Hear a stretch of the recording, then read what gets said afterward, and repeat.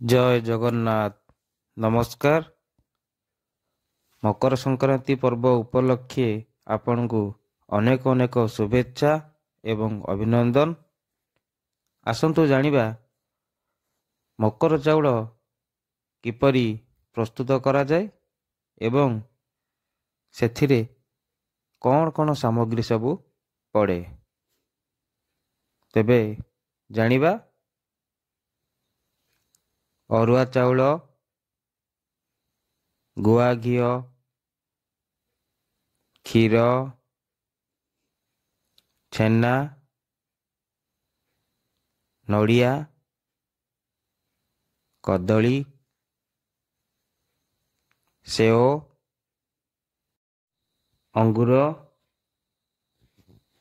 ଡାଳିମ୍ବ, କାଜୁ,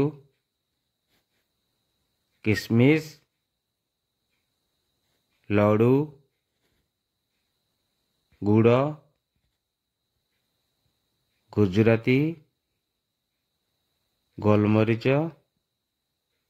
ଏବଂ ଅଦା। ତ ଏହିସବୁ ସାମଗ୍ରୀକୁ ମିଶାଇ ଆପଣ ମକର ଚାଉଳ ପ୍ରସ୍ତୁତ କରିପାରିବେ ଏବଂ ତାକୁ ଠାକୁରଙ୍କ ପାଖରେ ଅର୍ପଣ କରିପାରିବେ। ଜୟ ଜଗନ୍ନାଥ। ନମସ୍କାର।